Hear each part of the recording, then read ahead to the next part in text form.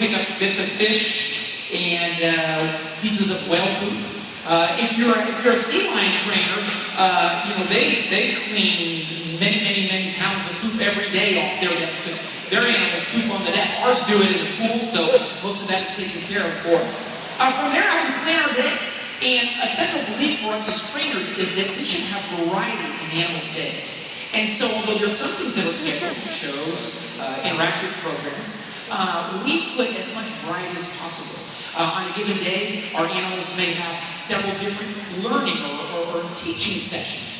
They always have play times throughout the day. We may exercise them several times. Some days we have shows, some days we don't. But we believe that variety in the types of sessions as well as variety in the reinforcers is important to making the lives of our animals enriching. And variety in the reinforcers, people ask us, well, how do you teach the webs? We teach them through small steps and lots of positive reinforcement. One of those reinforcers, as Jenny mentioned, is the food, but we can use all kinds of different reinforcers, whether it's a show or interactive program, a learning session. So that's something that I really love about my job. Being a trainer is tons of fun. I've been doing this job since the park opened in '88, and I still love coming to work. I work with an amazing team of people and an incredible group of animals, and it's something that I enjoy very much. I think one thing that I'd like to tag on with Doug, because I think he was being a little bit honest there, is I think there's a perception out there, and the movie kind of asserted this, that when you get to be a trainer, you just take them out for a test drive. You just get to step up in front of them and start asking them to do things, and you're just kind of out there on your own. And that couldn't be further from the truth. One of the things that we have in place is a coaching or a mentoring system. And it's so important because that is one of the main ways that we teach our trainers, number one, how to care for the area, because as Doug was saying, there's a tremendous amount of work that goes into caring for the area, just keeping it clean and safe for the animals and the trainers as well. So the coaches will take that new trainer under their belt and start teaching them day one how to care for the area. So before they even think about going out and interacting with any of the animals, they're learning how to care for the area, and they're doing breakout, the fish that he was talking about. We also, that coaching system is one of the primary ways that we start teaching the trainers behavioral principles.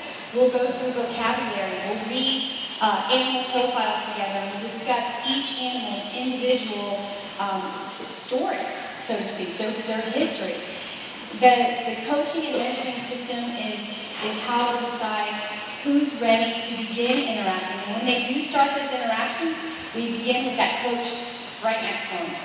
There is no being on your own. You are a less experienced trainer is paired with an experienced trainer in order to get them through the process. And this process can take 5, 6, 7 years. This isn't something that happens overnight. It takes a long time, and we consider it really an important aspect because the safety of the animals and the safety of the trainers is paramount. And one of the things that happens in that coaching system is we spend a lot of time discussing our safety protocols and what's in place. As the movie discussed, we did have an incident in our parks back in 2010 that involved a trainer named Dawn and a whale named Telecom. And after that incident, Dawn did lose her life. And so our company did something amazing. We took a step back and we looked at every single aspect of our training program. We decided that we wanted to get external experts as well as internal experts, and we spent a year at least in the initial meetings going around and talking to all the trainers on the staff and to other experts in the field and finding out, hey, look at our protocols, what do you think, what do you think? And because of that, we did make some changes.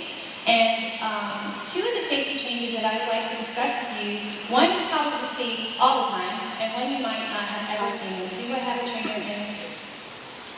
Julie's going to come down here, and Julie's going to model for us.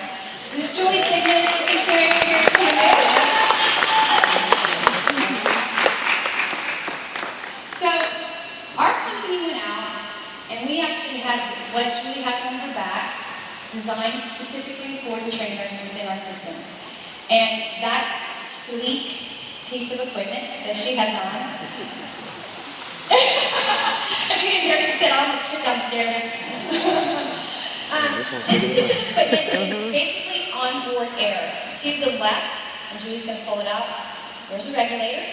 And on the back is actually a very small tank. Turn around for us, located at her back. And she also has the ability to, oh, she did! Surprise! That's a flotation device. I didn't know she was going to do that. Looking good. So we have every single trainer, when we get within a certain zone, call it the whale zone, is required to wear that. We're also required to train on it. So we do have our dive safety officer takes us down and we go through a training process to make sure we know how to use the safety equipment.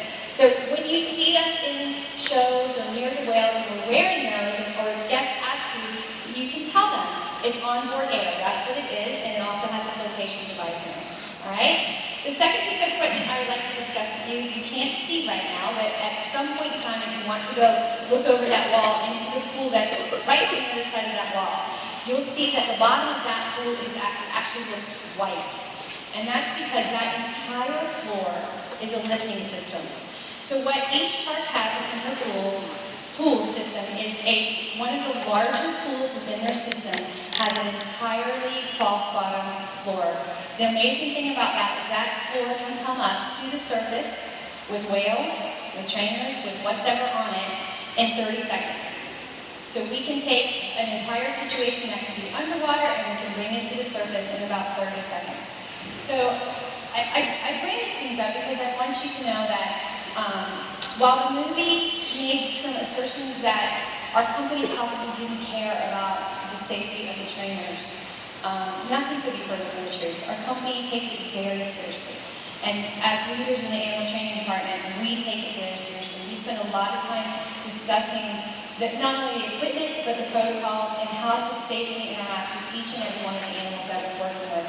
That's what the coaching system is for, that's what the safety protocols are for, and that's what some of these new tools are for. So I'm very proud to work for a company that cares so much about me personally and my safety and ensuring that I can go home every night, and I hope you feel the same way.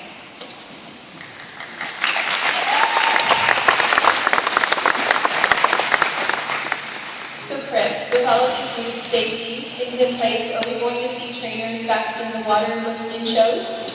Well, it's a great question, and no, not in the foreseeable future. However, we believe, the company believes, that in order to work with these animals and to care for them, we need to be close to them. So, and by being close to them, we're over the ledges, we're in the slide-out areas. So we want the animals to be as comfortable with us in or near their environment as possible. So we do sessions which are called water descent sessions or desensitization. And basically what that means is in one of our back pools, we specifically the ones that have a lift board, we have a small pool that's called the med pool, and we can lift the whales up on that. Or we have SeaWorld, which Jenny was talking to you about. What we do is we get in the water, we get the animals accustomed to us being in the water and accustomed to